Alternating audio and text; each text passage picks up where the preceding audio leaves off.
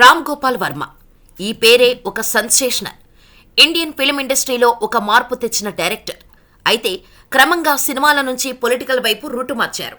రాజకీయాలపై సినిమాలు తీస్తూ ఫుల్ కాంట్రవర్సియల్గా మారిన విషయం మనందరికీ తెలిసిందే. ఆర్జీవీ ఎప్పుడు ఎలాంటి బాంబు పేల్చుతారో చెప్పడం కష్టమే. ఇప్పటికే ఏపీ పాలిటిక్స్ పై అక్కడ రాజకీయ నాయకులపై సెటైర్లు వేస్తూ రచ్చ చేస్తున్నారు ఆర్జీవీ. ఇటీవల వ్యూహం సినిమాతో ప్రేక్షకులను అలరించిన వర్మ ఇప్పుడు శపథం అనే సినిమాను తీసుకురానున్నాడు.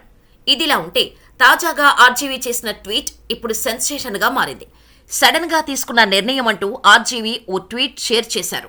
ఇప్పుడు ఈ ట్వీట్ వైరల్ అవుతోంది. సడన్ గా తీసుకున్న నిర్ణయం, నేను పిఠాపురం నుంచి పోటీ చేస్తున్నాను అని చెప్పడానికి సంతోషిస్తున్నాను అంటూ ఆర్జీవీ ట్వీట్ చేశారు.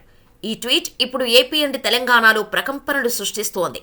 కొద్దిసేపటి క్రితమే జనసేన అధినేత పవర్ స్టార్ పవన్ కళ్యాణ్ తాను రానున్న ఎన్నికల్లో పిఠాపురం నుంచి పోటీ చేయనున్నట్టు ప్రకటించారు. అయితే ఆర్జీవీ పవన్ పై సెటైరికల్ గా ఈ ట్వీట్ చేశారా, లేక పవన్ కు పోటీగా ఆర్జీవీ కూడా పిఠాపురం నుంచి పోటీ చేస్తున్నారా అనే అనుమానాలు సోషల్ మీడియాలో వ్యక్తమవుతున్నాయి. లేదా పవన్ పిఠాపురం నుంచి పోటీ చేస్తుండటంతో వర్మ హ్యాపీగా ఫీల్ అవుతున్నారా?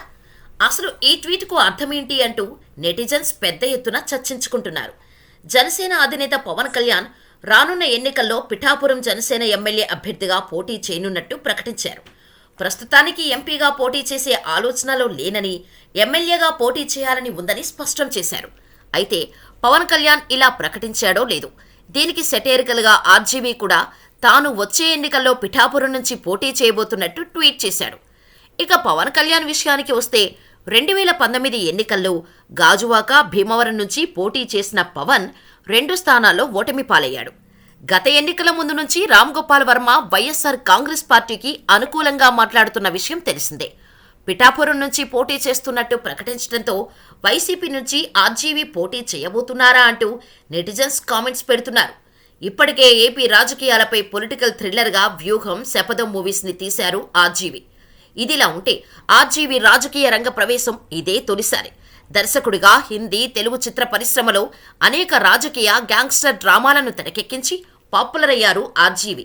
ఇక ఇప్పుడు తాను డైరెక్ట్గా రాజకీయాల్లోకి దిగుతానని చెప్పడంతో అటు ఆయన్ని అభిమానించేవారు, ఇటు ఆయన్ని విమర్శించేవారు సైతం ఆశ్చర్యానికి గురవుతున్నారు. గత కొన్ని సంవత్సరాలుగా ఆర్జీవీ వైసీపీకి సపోర్టెడ్గా ట్వీట్స్ చేస్తూ తన సినిమాల్లో కూడా వైసీపీని, జగన్ని హీరోగా చూపిస్తూ పవన్ అండ్ చంద్రబాబు, లోకేష్లను విలన్లుగా చూపిస్తున్నారు. దీంతో వైసీపీ తరపున ఆర్జీవీ బరిలోకి దిగనున్నారా అన్న డౌట్ మొదలైంది. మరి వైసీపీ నుంచి పోటీ చేస్తారా, ఇండిపెండెంట్ క్యాండిడేట్గా దిగుతారా, లేదా మన కేఏ పాల్ పార్టీ తరపున దిగుతారా అనేది చూడాలి.